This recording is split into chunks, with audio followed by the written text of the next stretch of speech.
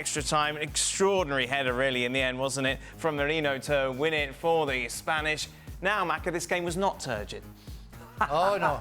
No, it was very enjoyable, as Jürgen said, but two sides that wanted to win. They attacked each other. There was space to counter-attack.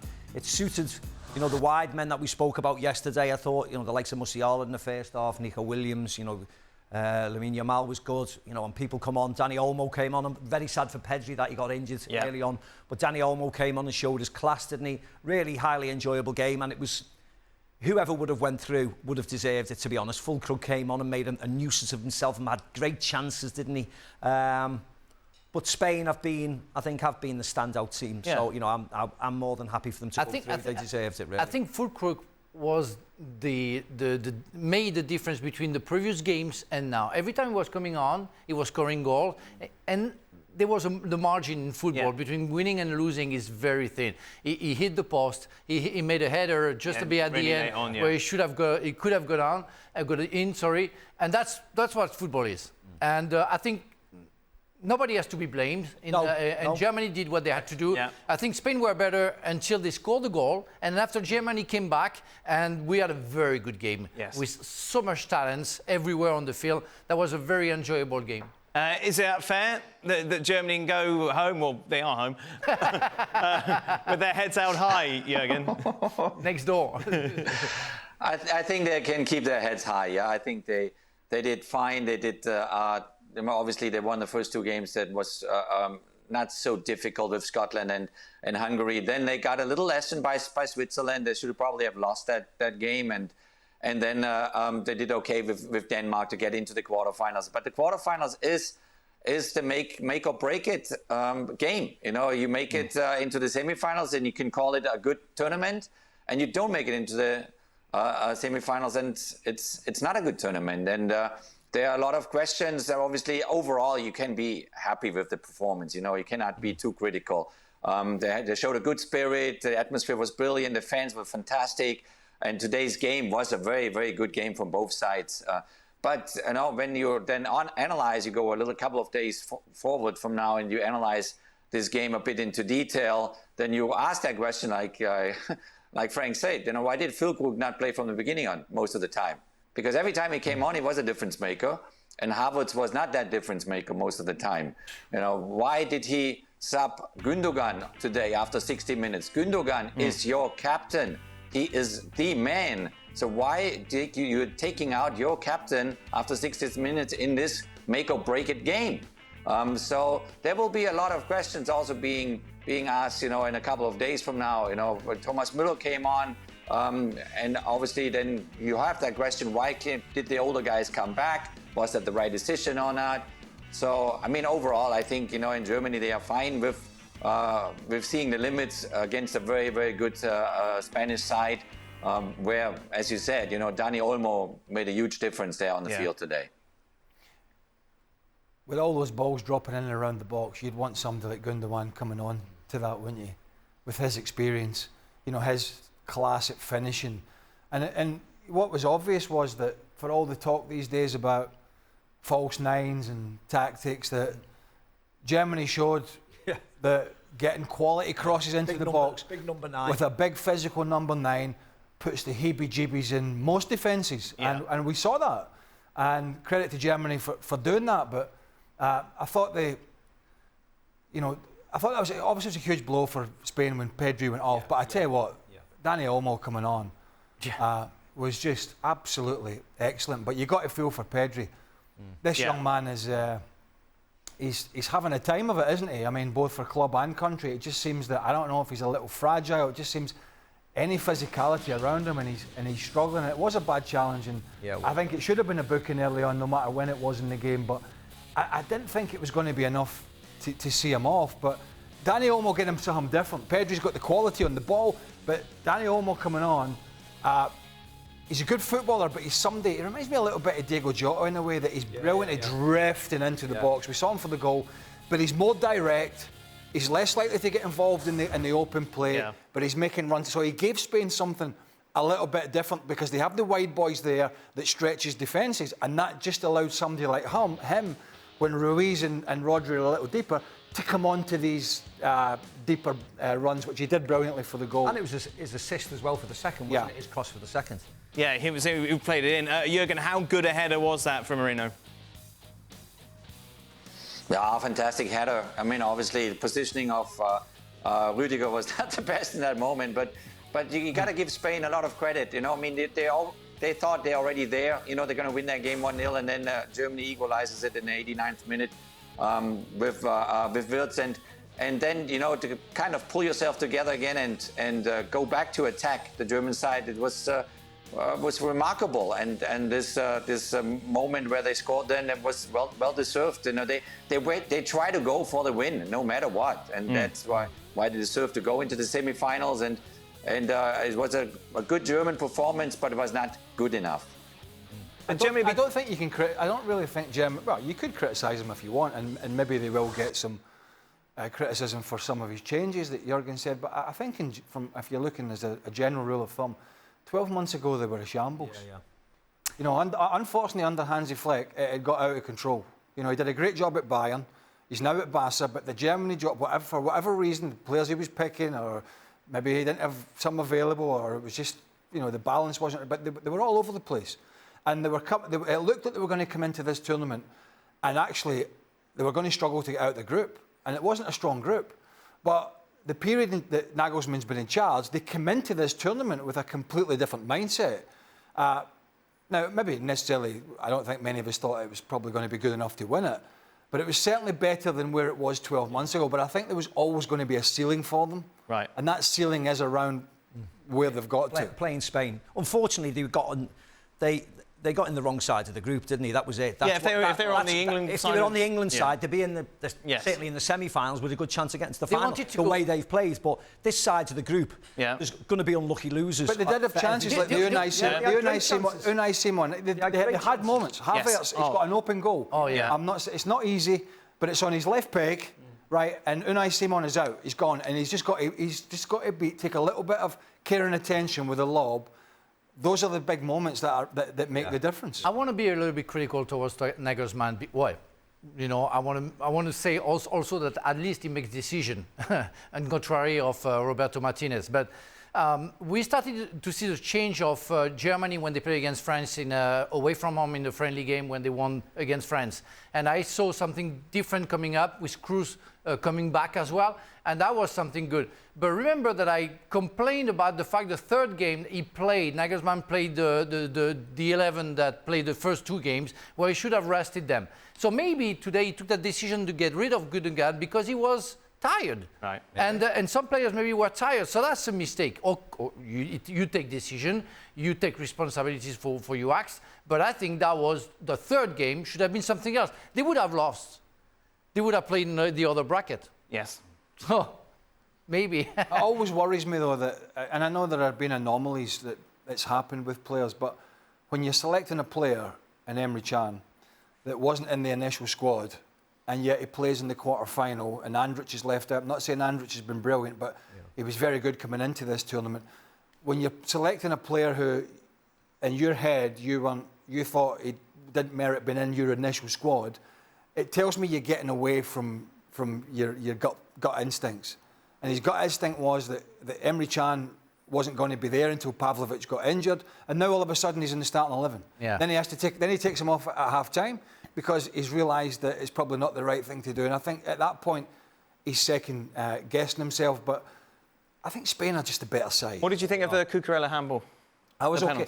You were okay with it? I was okay with it. And look, handball is probably the most subjective thing in the game. Sure. But the reason I was okay with it is because I think there was a really good attempt from Cucurella to actually drag the arm in. Back, yes. Drag the arm in and down by the side. You can see from there it's pretty vertical. It's not like Musiala's arm there claiming it's not out and away from his body. I've got to ask the German. I was okay with it. Yeah, I was okay. If it's a subjective. Shut up. Yeah. Jurgen? Okay. Yeah, obviously, as a German, you would have wished it was a penalty, no doubt about it. And I think you could have given a penalty, but I also agree. You know, he had the arm right next to his body, and he didn't kind of stretch it out wide. So it is what it is. But you would have wished, you know, that that he could have given it to Germany. Now, for me, yeah, from our time, it's no penalty. But they changed the rule, and if it's still subjective, why did they change the rule? They tried to make it clear. If it's a handball, it's a handball. It's not the hand or the arm is outside of his body shape. So therefore, the rule says penalty. So why you try to be subjective when you change the rule? Did you read the rules properly? Did you read the email? No, I don't think what you're saying that his arm is going back to his body. That's not true. They said the arm is vertical. They talked to the referees before this tournament, and they had a directive if the arm was. Okay, so they still subjective. I tell you why do you change the rules? On another note, I think You're right. They've changed the rules that many times. Everybody's baffled by it. On another note, whether we agree with Anthony Taylor's officiating of the game and all the yellows, whether we agree or disagree, I think it's ridiculous that players are coming into this game on such a knife edge, and this is the 5th game. Yeah, so this is the yellow card, of course. 2 yellow cards accumulated in the first 5 games means you'll miss the next game. Yeah. That has to be. I'm sorry, but if you get booked in the opening game for making an attempt at a challenge, it's a booking. You've now got to wait till the quarter-final, and now you're potentially going to miss. It should have been wiped at least after the 4th game. And to allow the players a chance to play in quarters and semi-final. And now, if you get booked in the quarter and the semi-final, and you miss the final, then you know the score. But that's just ridiculous what we're going to see with Spain, the amount of players that are going to be missing from the semi-final because of this rule that UEFA have, which I think is absolutely born out of people that don't understand what it means to play in a tournament like this, and the decisions that you have to make as a player.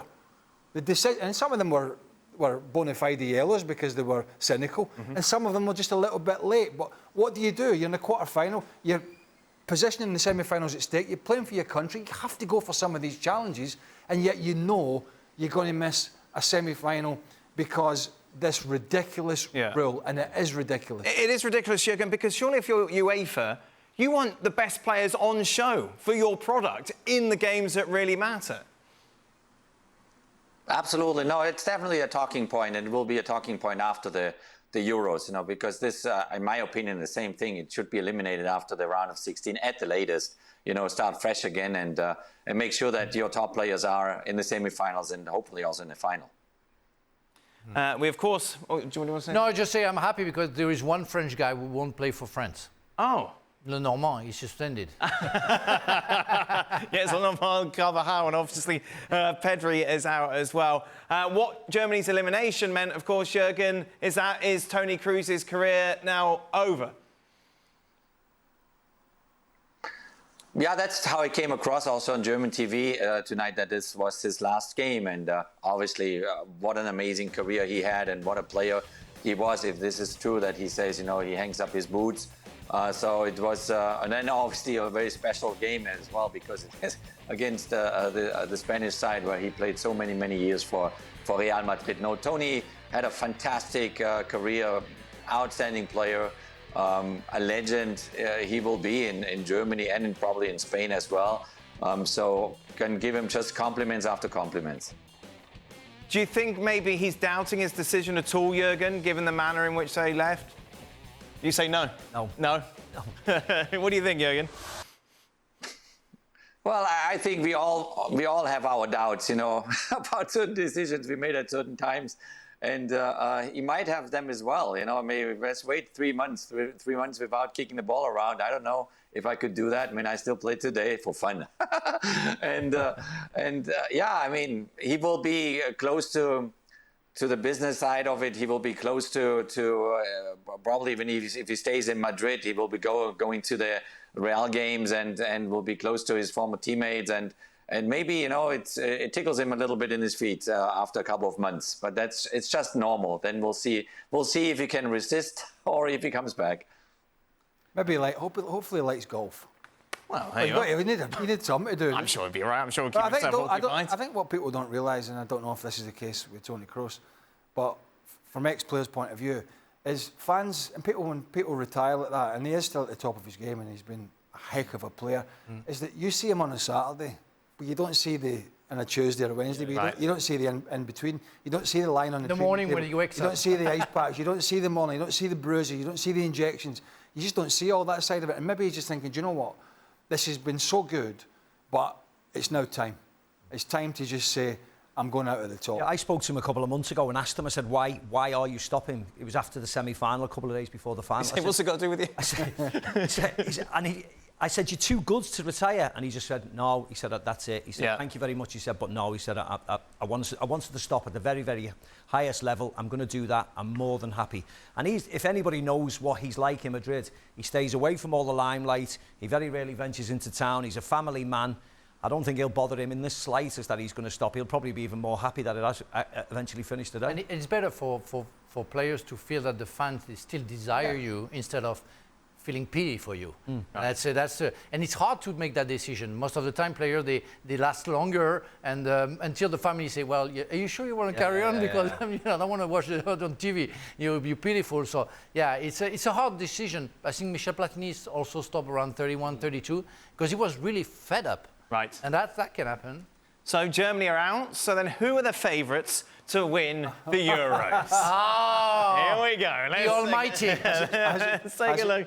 And it is now France and Spain can hardly be separated, but it is France who are the favourites ahead of Spain. England, of course, in action on Saturday, taking on Switzerland. Would you have France as favourites, Frank?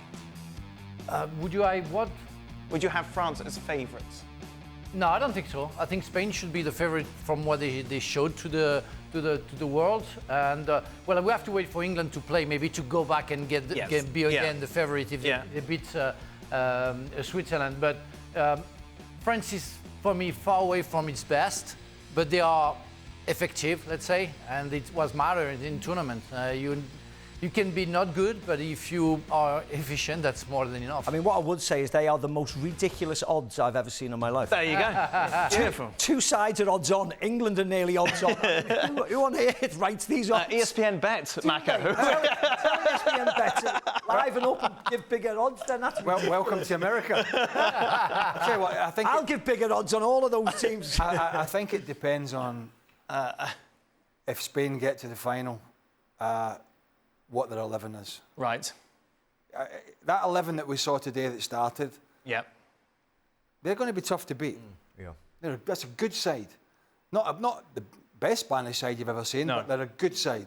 And the French would have to, they're going to have to, I don't know, play better. There's 100% they're going to have to. Overall, we can see over all the teams issues with strikers. Germany, well, England is not good, but he scores. But Spain, Morata, I mean, for me, is the enigma of this team. He's a captain. Maybe there is a reason for that, but he doesn't score goals. He's not the best player, but maybe they don't have anybody else. But that's very strange for me. Everybody's good, I feel. Morata is still not there. I think Spain have got a very good 14, 15, but then they start to really weaken off. And once they took Williams off today, and once they took Lamine Yamal off, I thought they looked significantly weaker. Bringing Ferran Torres on, bringing Ayathabal on, I don't think they've got the same power. So they need to keep those special players fit, right until get it done in the 90 minutes. Get it done, because he likes to take them off, and as soon as they come off, they drop and they invite pressure on, and they don't want to do that. Cucurella, who you've talked about, he's been very good. But I don't think he was brilliant. I thought he would look weaker today, and I think that was because the opposition was stronger. And I think we saw his deficiencies today that we saw and we have seen at Chelsea, both with and without the ball. In fact, with the ball, he kept giving it away and the German pressure kept coming back on. Where at the other side, I know he's suspended, but Dani Carvajal on that side is just one of the best fullbacks that's ever played the game. He knows it inside out, going forward and going back. But on that other side, Cucurella, I think today, against better players than he's played so far in this competition, looked like the player that we've seen at Chelsea so far this season. But yeah, they're just going to have to patch themselves up, and they've got a bit of youth on their side. But even Rodri at the end, who, I mean, everything goes through him, but he just looked so tired at the end of that game, because that guy covers every blade of grass. So for me, it's about recuperation for the Spanish. Jurgen, who have you got, Spain or France in the final? Well, based on today, I would say Spain, but just based on those two games today, I see Spain. But they need to, as Greg said rightfully, they need to fully recover now. They need to get fresh air and make sure that their youngsters are get all the energy back that they need and keep them on the field as long as they can. I mean, I'm very curious to see, what the English side is offering us in this not much, upcoming Jürgen, not quarterfinal much. now with Switzerland.